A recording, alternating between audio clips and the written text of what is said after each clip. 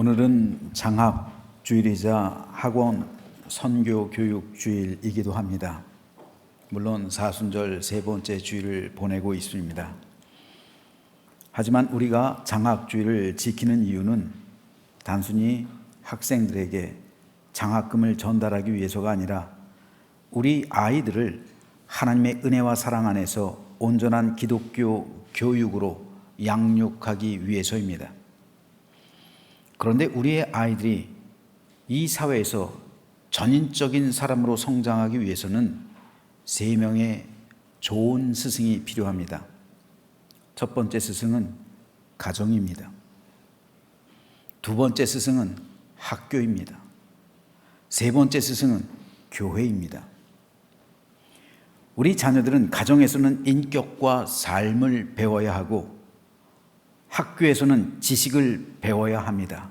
그리고 교회에서는 믿음을 배워야만 합니다. 이 3가지 배움이 아이들에게 있어야 그 아이가 하나님의 자녀로 온전히 성장할 수 있게 됩니다.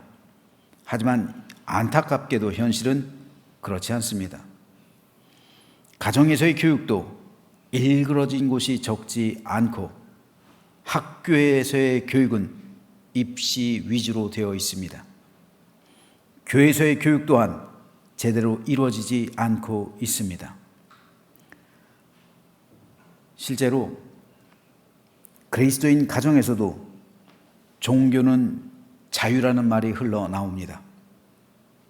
세상의 가치가 믿음의 영역을 정복한 겁니다.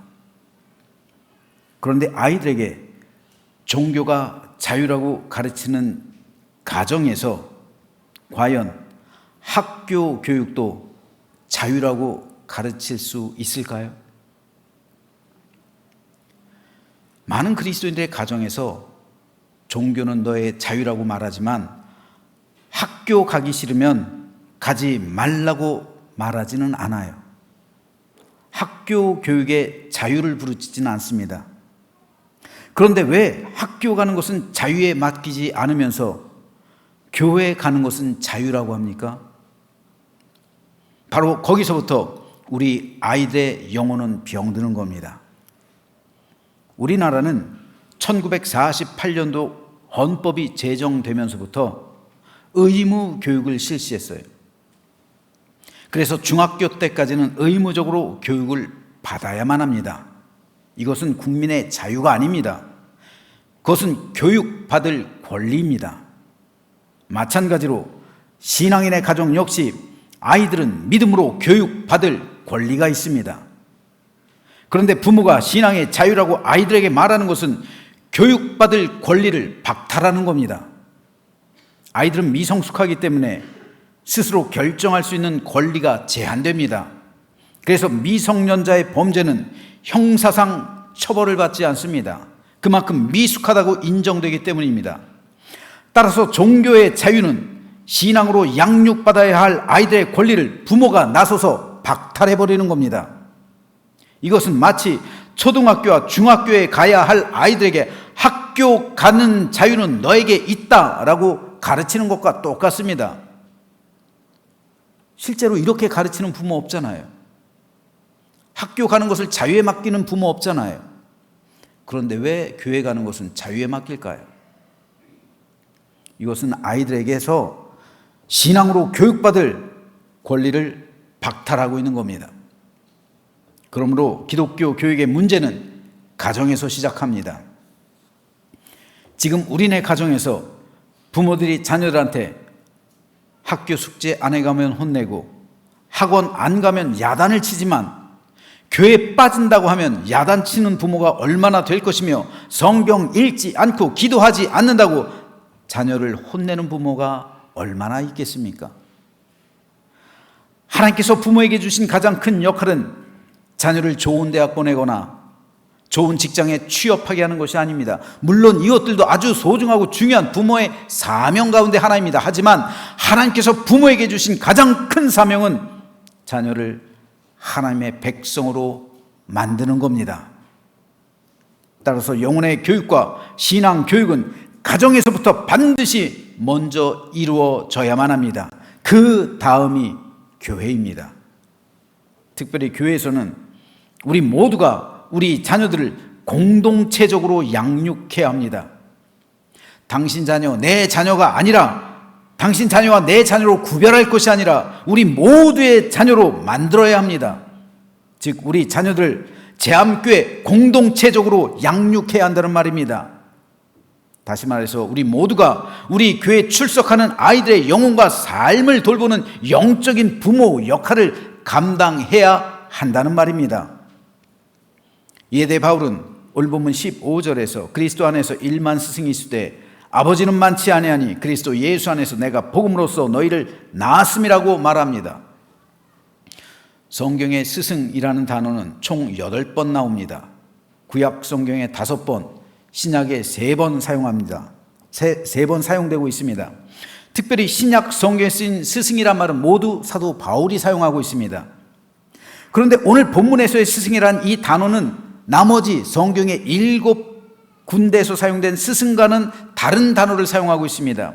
다른 7군데에서 사용하고 있는 스승이라는 단어는 영어로 모두 teacher입니다. 즉 선생님이라는 뜻이에요. 하지만 오늘 본문 15절에서 사용하고 있는 스승이라는 단어는 teacher가 아니라 가디언입니다. 즉 보호자, 후견인이라는 뜻입니다. 누군가의 보호자, 후견인이 되는 것은 훌륭한 일입니다. 특별히 교회 교육에서 아주 중요한 일입니다. 하지만 그럼에도 보호자, 즉 후견인과 아버지는 차원이 다른 존재예요. 바울은 그리스도 안에서 만명이 다 되는 보호자가 있을 수 있지만 하지만 교회 가운데 아버지는 그리 많지 않다 말하고 있는 겁니다. 즉 이 말은 교회 성도들이 누군가에게 양육해주고 도와주는, 그래서 그리스도의 길로 인도해주는 보호자와 같은 사람이 많이 있지만 그럼에도 불구하고 진정으로 그 아이의 부모가 되어주는 사람은 적다는 말입니다. 따라서 바울의 고백은 비록 내가 너희를 육신으로 낳지 않았지만 복음으로써 너희를 낳은 영적인 아버지다 라고 고백하고 있는 겁니다. 그리고 영적인 아버지를 여러분도 되어 주십시오. 누군가의 영적 부모가 되어달라고 바울은 말하고 있는 겁니다. 그래서 너희는 나를 본받는 자 되라 말하고 있는 겁니다. 1940년대 우리나라 수원 땅에 한 소년이 살고 있었습니다. 그는 똑똑했지만 가난했기에 고등학교에 진학할 수 없었습니다. 그러던 중 6.25가 터졌어요. 그래서 미군이 수원에 내려오게 되었습니다. 그때 한 미국인이 그 동네에 있던 아이들에게 뭐를 해오라고 손짓 발짓을 해요. 말을 합니다. 다른 사람 다마다 그 말을 못 알아듣는데 이 소년은 영특해서인지 나무를 해오라는 거구나 라는 소리로 알아듣고 논두렁에 가서 말뚝을 뽑아 갔다고 합니다.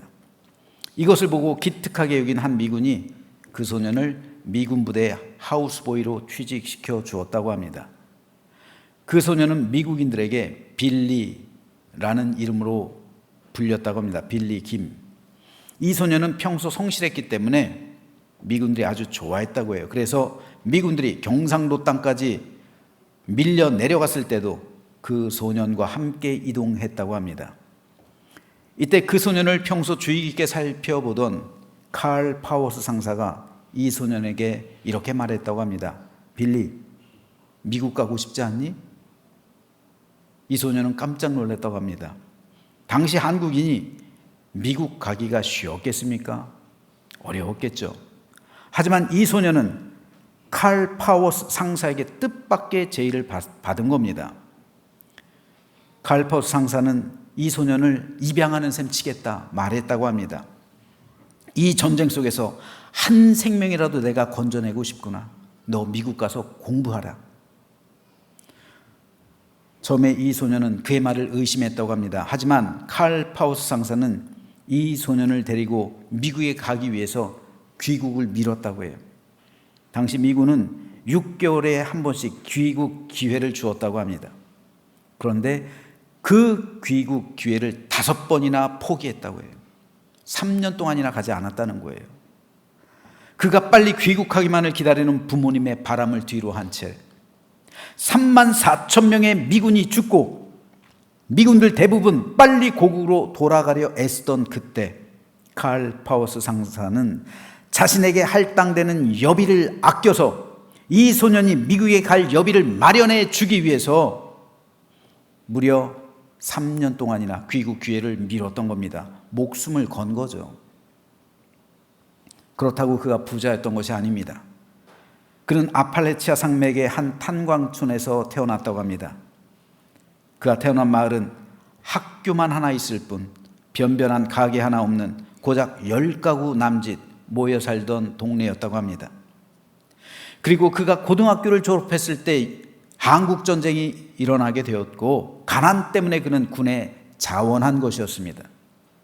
칼 파우스 상사는 이 소년을 미국의 유명 기독교 사립 학교였던 밥 존스 학교에 입학시킵니다. 그리고 자신은 돈을 빨리 벌기 위해서 2년제 교대에 입학했습니다. 이 소년의 학비를 댈 모금을 모금하기 위해서 지역 신문에 빌리 김의 이야기를 실기도 하고 자신의 형과 거리에서 모금 공연을 하기도 했다고 합니다. 결국 이 소년은 가난한 탄광촌 사람들의 온정으로 대학 공부를 할 수 있었던 거예요. 가난한 탄광촌 사람들이 돈을 모으고 그들이 이 소년을 키워준 거예요. 그리고 나중에 이 소년은 신학대학을 졸업합니다. 이 소년이 공부를 다 끝마치고 다시 한국에 돌아갈 때쯤 돼서야 칼 파우스 상사는 정규 대학에 들어가서 공부를 시작했다고 합니다. 결국 그는 졸업 후에 학교 교사가 되어서 아이들을 가르쳤고 은퇴한 후까지 전기도 들어오지 않는 그 산골에서 아이들에게 꿈을 심어주는 일을 계속했다고 합니다. 그리고 그는 혼기를 놓쳐서 결혼도 못한 채 평생 홀로 살아갔다고 합니다. 여러분, 이 소년이 누군지 압니까? 극동방송의 김장한 목사님이에요. 우리 교회도 오셔서 승합차를 선물해 주셨죠. 김장한 목사님을 있게 한 사람이 바로 칼 파우스 상사예요. 그분이 바로 김장한 목사님을 낳은 영적 아버지입니다. 좋은 성도는 가디언이 되어서 아이들 영혼의 보호자가 되어주고 인도자가 되어주고 그리고 양육해주는 사람이에요. 하지만 그 가디언보다 훨씬 더 훌륭한 성도는 아이들의 영적인 부모가 되어주는 사람입니다. 이것이 내가 복음으로써 너희를 낳았다라고 고백한 사도 바울의 외침이었습니다. 그러므로 사도 바울은 16절에서 우리에게 이렇게 부탁합니다. 그러므로 내가 너에게 권하노니 너희는 나를 본받는 자 되라. 사도 바울은 내가 여러분의 아버지가 되어주었던 것처럼 여러분 역시 누군가의 영적인 부모가 되어주라 권면하고 있는 겁니다. 우리 교회 중보기도팀에서 다음 세대를 위해 중보기도하고 있습니다. 우리 모두는 우리 교회 자녀 모두에게 부모 같은 존재가 되어야 합니다. 이것을 교사에게만 맡겨서는 안 돼요. 우리 모두가 그 일에 동참해야 합니다. 즉 우리 모두가 다음 세대를 위한 부모의 역할을 자처해야 한다는 말입니다. 그래야 다음 세대가 온전히 일어나는 거예요. 김장한 목사님을 탄광촌 사람들이 키워냈어요. 마찬가지로 한 영혼을 우리 교회가 키워내야 한다는 말이에요. 우리 교회 모두가 영적인 부모가 되어 주어야 한다는 말입니다. 그 역할을 교사들에게만 떠밀면 안 되는 거예요. 그렇다면 어떤 마음을 우리가 가져야 할까요? 다음 세대를 위해서 우리는 어떤 마음을 품어야 할까요? 오늘 저는 3가지를 말씀드리려고 합니다. 첫째로 긍휼의 마음이에요. 부모는 자기 자녀가 언제나 불쌍해요. 내 자식 풍족하게 살아가고 있는데도 그럼에도 불쌍한 마음이 들어요. 이게 부모의 마음이에요. 나이 40대고 50 됐다고 해서 그 자식 불쌍하게 여기지 않는 부모 없습니다. 이게 바로 긍휼이에요. 긍휼은 히브리어로 라카밈이라고 하는데 이 말의 원래 뜻은 여인의 자궁이에요. 즉 긍휼은 여인이 출산할 때 자궁이 흔들리는 고통을 느끼는 것 같은 그런 마음이라는 뜻입니다. 예수님이 느꼈던 고통이 바로 이 긍휼의 고통이에요. 목자 없는 양과 같이 흩어져 죽어가는 양무리를 보시면서 애간장이 녹는 아픔을 그 마음에 품으셨던 겁니다. 이것이 긍휼이요 예수님의 마음이에요. 우리가 우리 자녀들 위해서 가져야 할 마음, 바로 이 예수님의 마음, 긍휼의 마음입니다.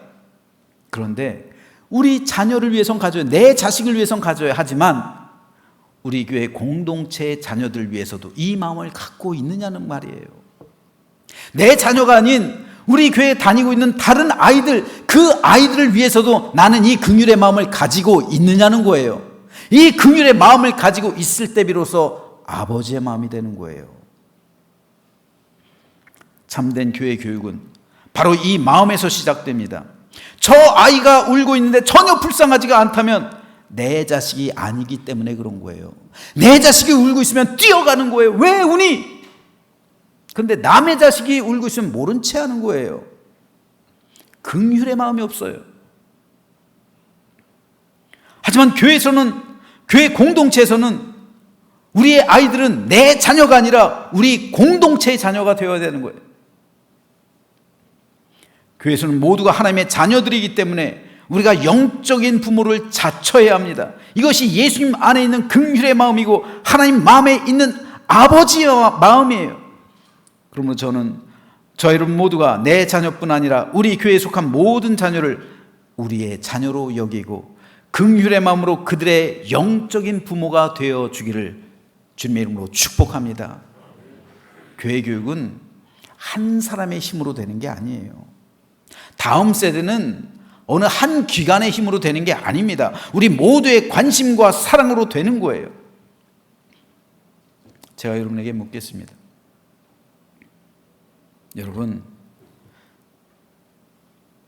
우리 학생부 아이들의 이름 아세요? 우리 아동부 아이들의 이름 아세요? 모르잖아요. 왜요? 무관심한 거예요. 누가 다니고 있는지, 이 아이가 어떤 사람인지, 누구 자식인지, 그리고 이 아이의 부모가 교회를 다니는지, 이 아이가 어떤 상황인지 모르는 거예요. 왜요? 무관심한 거예요. 그러면서 우리가 다음 세대를 이어간다는 기도를 한다고요? 말이 됩니까, 여러분? 내가 아이들한테 무관심하면서 다음 세대를 위해 기도를 한다고요? 아니요. 아이들의 이름을 먼저 외우는 게 순서예요. 그게 먼저입니다. 내가 아이들의 이름도 모르면서 어떻게 다음 세대를 위해서 기도할 수가 있어요? 어떻게 다음 세대를 위해서 걱정할 수가 있어요? 내가 아이들에 대해서 무관심한데요. 바로 여기서부터 우리 교회 교육은 시작해야 돼요.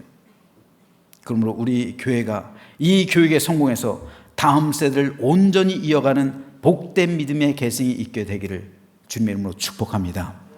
두 번째는 영적인 부모는 아이들을 진정으로 사랑합니다.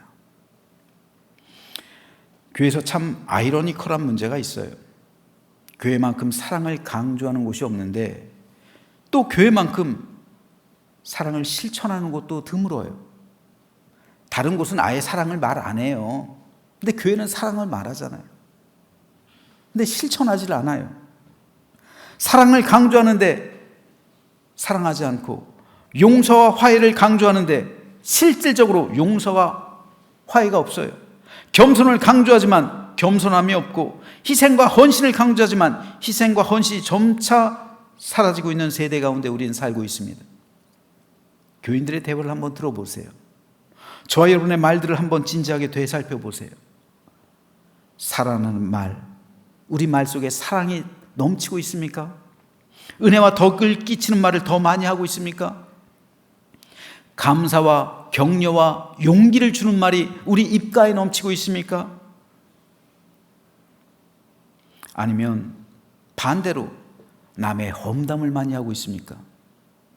남의 허물을 들추고 있는 말을 더 많이 하고 있지는 않습니까? 남의 약점을 폭로하는 말을 즐겨하고 있지는 않습니까? 불평과 불명의 말을 습관적으로 달고 있지는 않습니까? 남을 괴롭게 하고 불편하게 하는 말들을 내가 더 많이 하고 있는 것은 아닙니까? 말로는 사랑이 넘치지만, 말로는 은혜가 충만하지만 실질적인 삶 가운데서는 사랑이 없고 은혜가 식은 상태로 많은 교회들이 존재하고 많은 성도들이 살아가고 있습니다. 옛말에 사랑도 받아본 사람이 할 줄 안다고 했습니다. 사랑을 받아본 적 없는 사람은 어떻게 사랑할지를 모르는 거예요. 그래서 사랑하는 것이 상당히 서투릅니다. 내 마음과는 달리 이상하게 표현이 되는 거예요. 교회에서도 마찬가지입니다. 우리의 자녀들이 우리의 사랑을 받지 못하고 자라면은 사랑할 수가 없는 거예요. 어떻게 사랑하는지를 모르는 거예요. 우리들한테 사랑을 받지 못하고 자란 아이들이 다음 세대를 사랑할까요? 아니요, 교회도 안 나올걸요. 그러므로 영적인 부모는 진정한 사랑을 보여줘야 합니다. 사랑의 실천자들이 되어야 한다는 말이에요. 이 사랑을 아이들에게 보여줘야 하고 나타내 주어야 합니다. 그래서 아이들이 우리에게서 이 사랑 받으면서 자라야 해요. 그래서 교회 모든 어른들이 아이들의 부모가 되어줄 때 그 사랑 먹으며 자란 아이들은 교회 일꾼이 되는 거예요. 자연스럽게요. 모든 관심 속에서 부모의 사랑과 관심을 받으면서 자란 우리의 아이들, 나의 아이가 아니라 우리 모두의 아이들은 그래서 우리 교회의 일꾼이 되는 것이고 다음 세대를 이어간 사랑을 배우게 되는 것이고 그들도 그 사랑을 실천하게 되는 거예요. 오늘 본문 16절에서 바울은 너희는 나를 본받는 자가 되라 말합니다. 예수님의 사랑을 받은 제자들이 그 사랑을 본받아서 교회와 성도들에게 그 사랑을 보여주었죠. 마찬가지로 오늘 우리 역시 이 사랑 본받아서 우리 교회 모든 자녀들에게 이 사랑을 먹이고 배우게 해야 합니다. 그래야 우리의 자녀들도 우리에게서 배운 그 사랑으로 대를 이어 다음 세대를 사랑할 수 있게 되는 겁니다. 저는 저와 여러분 모두가 이 사랑의 실천자들이 되어서 우리 자녀들이 우리 사랑을 마음껏 먹고 자라서 우리 교회의 기둥이 되게 하는 놀라운 축복이 넘치게 되기를 주님의 이름으로 소망합니다. 마지막으로 영적 부모는 아이들을 위해서 자기를 아끼지 않습니다. 요즘 한국 사회에서 우리 국민이 국가에 할 수 있는 가장 큰 애국을 애를 낳는 것이라고 합니다. 근데 이게 우스갯소리가 아니에요. 실제로 우리나라 사회가 심각할 정도로 고령화되고 있어요. 애를 낳아야 하는데 애를 안 낳고 밑에 기반이 없으니까 사회가 점점 고령화되고 있는 거예요. 여러분, 둘이 결혼했으면 최소한 둘을 낳아야 그 사회가 유지가 되잖아요. 둘이 결혼했는데 한 명 낳으면 혹은 한 명도 낳지 않으면 아예 결혼도 하지 않으면 그 사회가 어떻게 유지가 돼요?